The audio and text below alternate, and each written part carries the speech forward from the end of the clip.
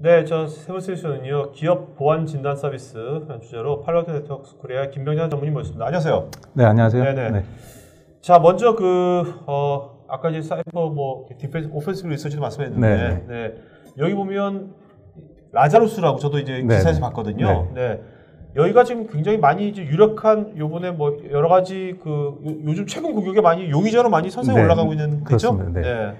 북한의 해커 그룹 라자루스라고 하는데요. 저희가 이제 의심하기는 이제 북한 정찰 총국이 지휘하고 있지만 이제 이 밖에서는 라자루스라는 이름으로 이제 그 해커 그룹이 나와 있습니다. 근데 지금 북한 같은 경우에는 초등학교 시절에 영리한 학생들을 이제 해커로 키울 학생들을 미리 선발을 해서 중고등학교 때 하드웨어나 그 다음에 그 소프트웨어에 대한 것들을 이제 가르치고 대학 때부터는 바로 해킹하는 훈련을 실시하고 있다고 합니다. 김일성 종합대학에서 매년 300명씩 배출된다고 그러는데. 네, 지금 저희가 알고 있기로는 저희 책에서 하나 읽었는데 한 700명 정도 해커 그룹이 있다고 하고요.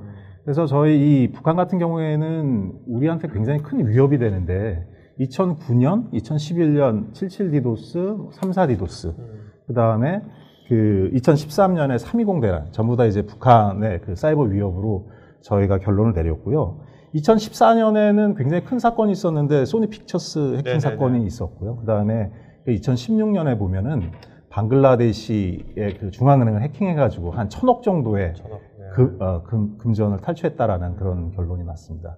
그리고 요번에 그 워너크라이 같은 경우에도 북한의 소행이라고 NSA에서 지금 이제 발표를 했는데 그 금전적인 이득이 지금 보면 한 14만 비트코인을 지금 워너크라이로 벌었다고 하는데 그걸 제가 오늘 나오기 전에 그 비트코인 가격을 봤더니 300만 원이더라고요. 요새 비트코인 많이 떨어졌죠? 460만 원까지 갔다가 오늘 보니까 300만 원인데요. 300만 원을 계산했더니 4,200억 원이에요.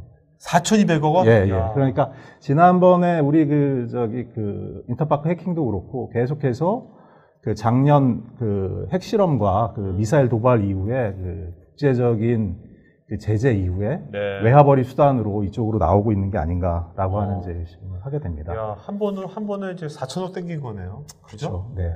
그러니까 뭐 밖에서 어떤 것보다 지금 뭐 이제 큰 돈벌이가 될 수 있다고 생각이 되면 더 많은 랜섬웨어라든가 아니면 더 많은 그런 데이터 탈취라든가 해킹 공격들이 일어날 수 있으리라고 생각이 됩니다.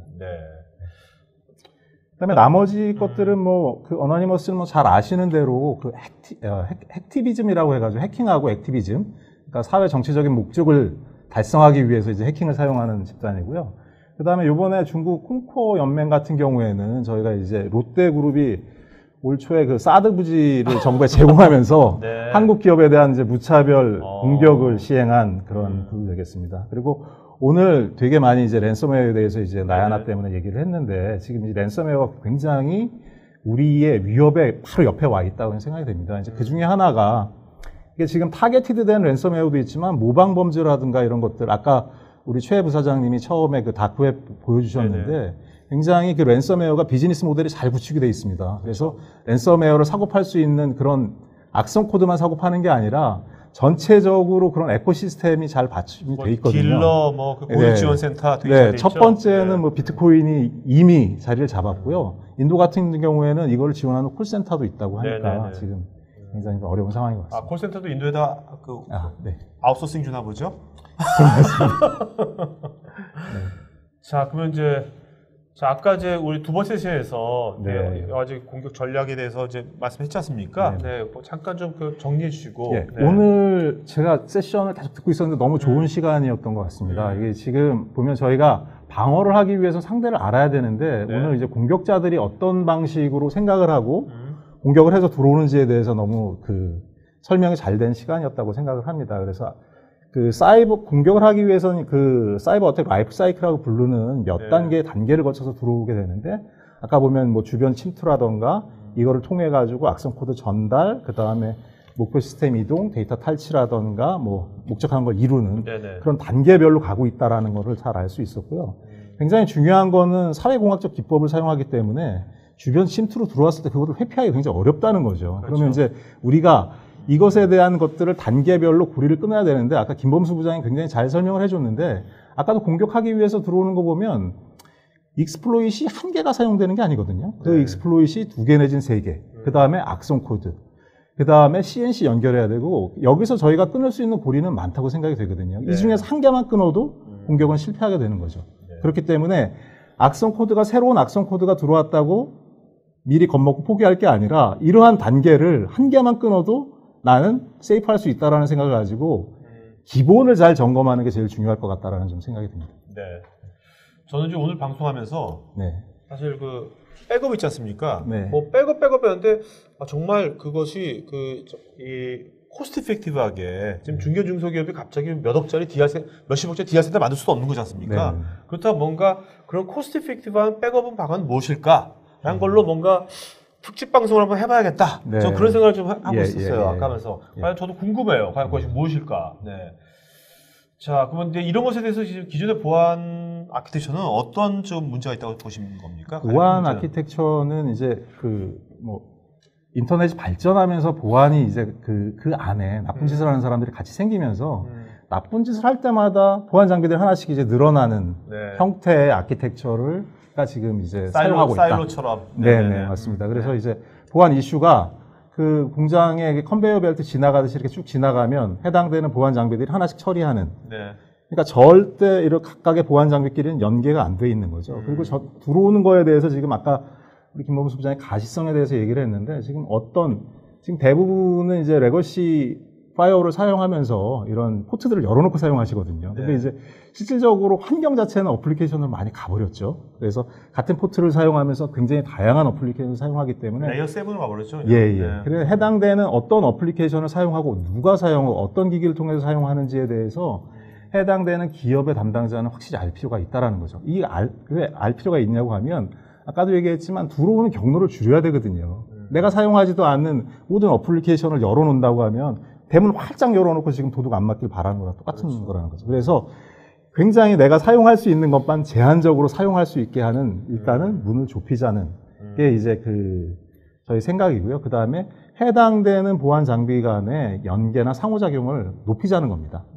그리고 내가 만약에 들어온 악성 코드나 익스플로잇을 알았다 하더라도 이것에 대한 대응은 굉장히 신속하게 해야 된다는 거죠. 그래서 이제 지금 우리가 사용하고 있는 보안 아키텍처는 이런 세 가지 부분에 대해서 좀 미흡하지 않을까 좀 생각합니다. 자, 이것에 대해서 팔로아트는 지금 어떤 식으로 지금 어프로치하고 계신가요? 그 다음 페이지에 보면 이제 저희가 하는 어프로치는 이제 플랫폼 어프로치인데요. 이제 플랫폼이라고 하면 좀 이제 이렇게 생각합니다. 저희가 이제 플랫폼 하면은 기차 플랫폼 제일 떠올리시잖아요. 그 기차 플랫폼 가면은 다양한 목적지로 출발할 수 있는 기차가 다 거기서 탈 수 있거든요. 그러니까 한 개의 어떠한 솔루션이나 시스템을 통해서 다양한 서비스를 제공할 수 있다는 거죠. 그러니까 지금 말씀드리는 저희가 차세대 보안 플랫폼은 한 개의 보안 시스템을 통해서 익스플로이트, 안티파이어월, CNC 여러 개의 그런 보안 이슈들을 자동적으로 해결할 수 있다라고 생각해 주시면 좋을 것 같습니다. 그래서 저희가 얘기하는 플랫폼이고요.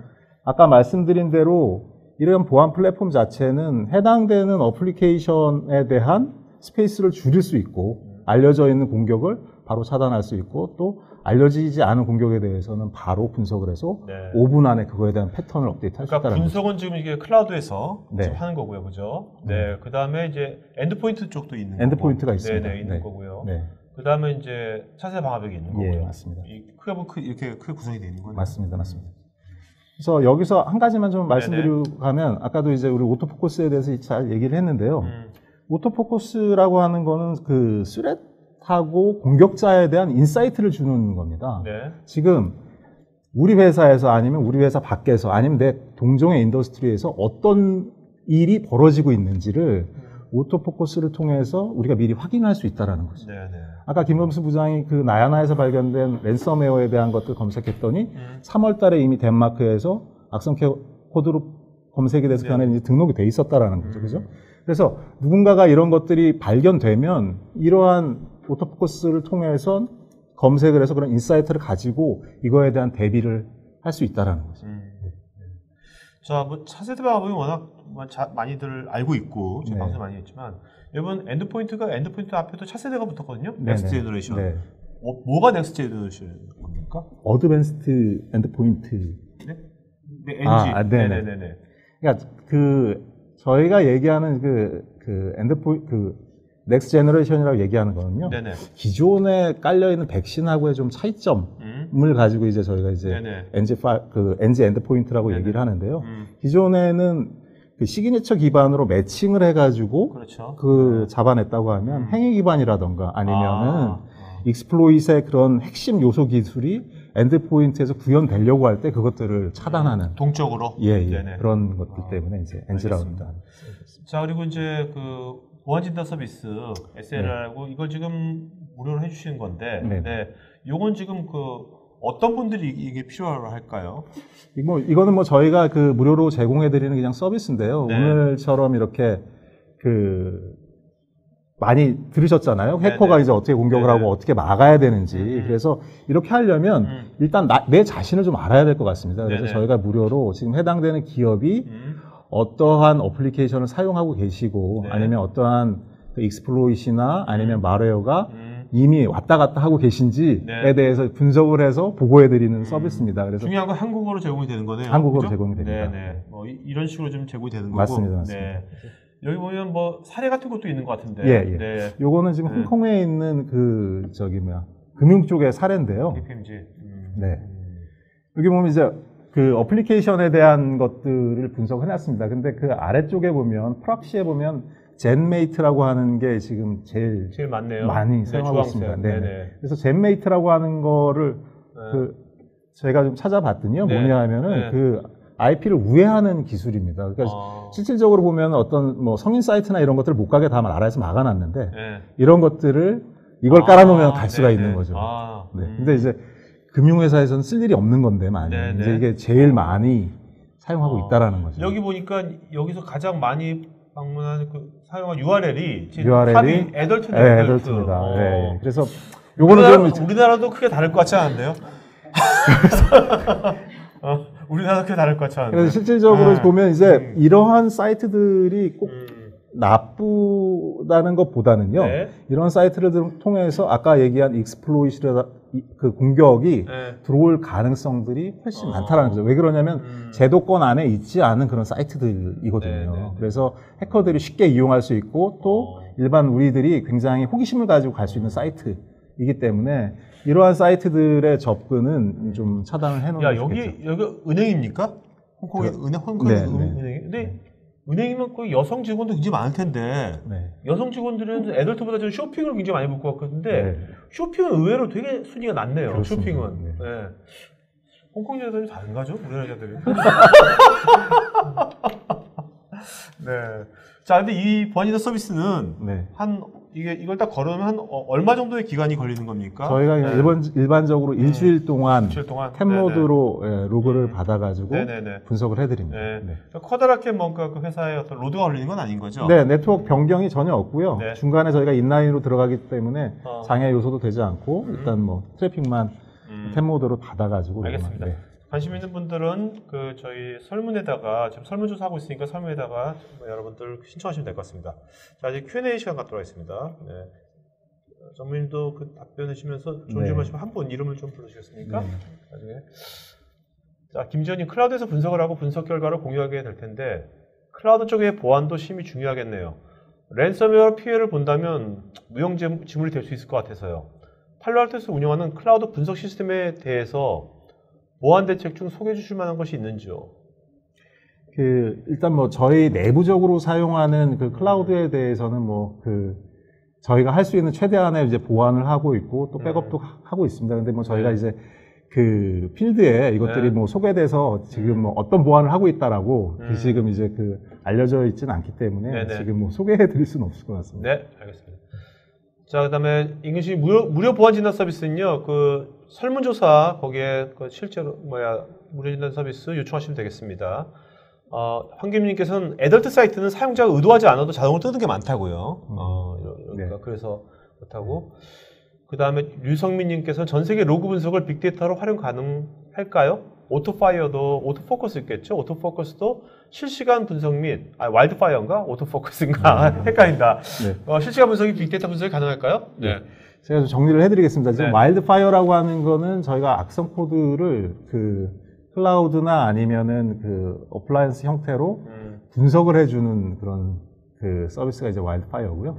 이렇게 분석된 내용을 고객향 맞춤 서비스로 제공해주고 있는 게 이제 오토포커스입니다. 그래서 그 아까 질문인 내용이 그래서 빅데이터나 이런 것들은 이미 사용이 되고 있고 인공지능 기능까지도 이미 이제 그 안에 기술이 들어가 있습니다. 네. 아유, 황교민님은 굉장히 강경하게 랜섬웨어 제작자는 모두 사용을 시키고 인도 콜센터는 공무원으로 감옥에다 쳐넣어야 된다고. 네. 그 오종태님께서는 아까 NSHC 문현 팀장 같은 분께 수업을 받으면 얼마나 비용이 들까요? 문 팀장님 얼마면 되겠어요? 수업? 뭐 부장님 보세요. 그냥 말해요 그냥. 얼마 되겠어요? 네? 약한 모습 보이시네. 네, 지금 잘 모르겠다고 지금. 네. 그 문팀장님께 나중에 아니면 최 부장님께 한번 그 이메일로 한번 그 요청을 주시면 좋을 것 같습니다. 네. 자, 임근식님, 방글라데시 중앙은행의 1000억의 해킹 예외처럼 기업의 경우에 삼재뿐만 아니라 해킹에 대한 IT 분야 보험 제도는 어느 정도 마련되어 있을까요? 이거는 제가 잘 모르겠습니다. 근데 사실 이게 진짜 사이버 인슈런스 이것도 이제 앞으로 굉장히 보험회사에서 많이 나올 것 같기도 해요. 그죠?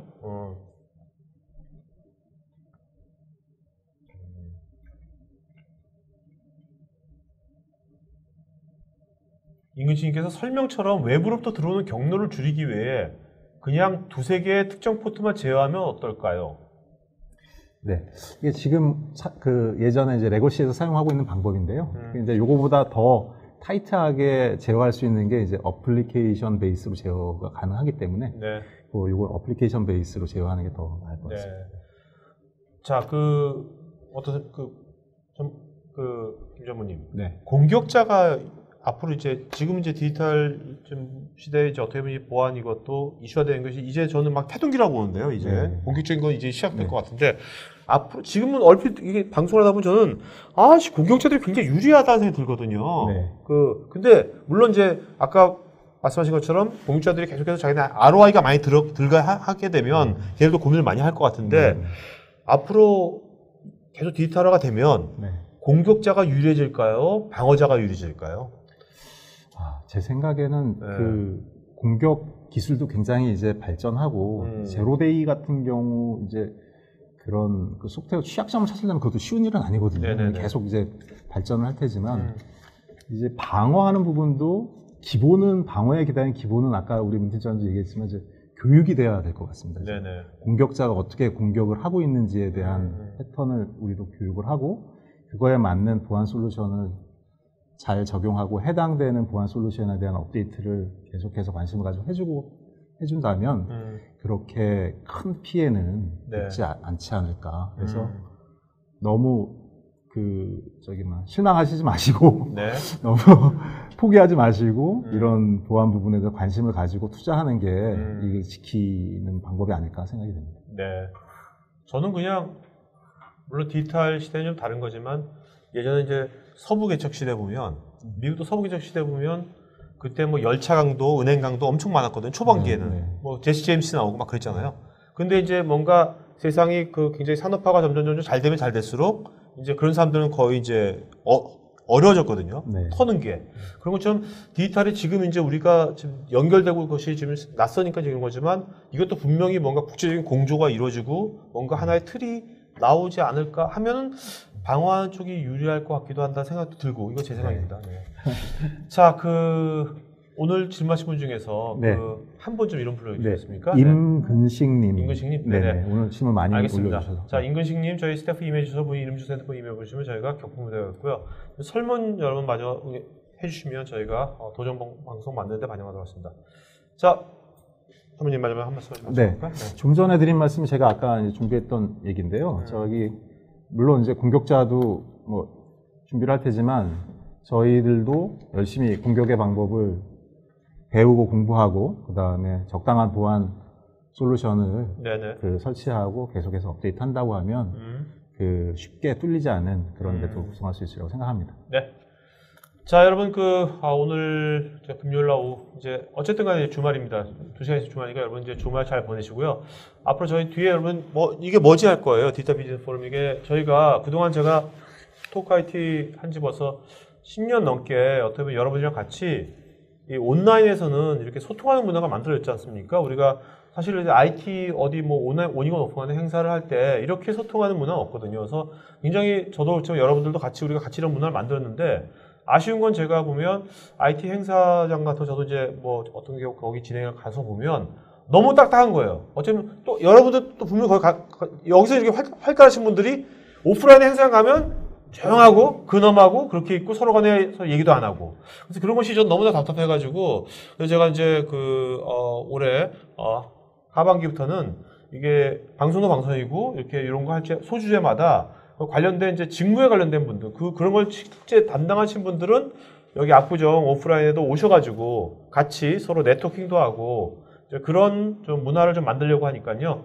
여러분 제가 여러분 그 직무나 뭐 이런 거에 하신다면 그 주제에 맞는 직무를 하신다면 언제든지 한번 가고 싶다면 저한테 얘기하시면 저희가 언제든지 문이 열려져 있으니까 좀 그런 문화도 앞으로 우리 하반기에는 저 오프에서도 저 IT 하는 분들도 같이 서로 소통하고 서로 이제 그런 이제 공유하는 그런 문화를 같이 만들어 나가면 좋을 것 같습니다. 자 오늘 이걸로 오늘 방송 마치도록 하겠습니다. 고맙습니다.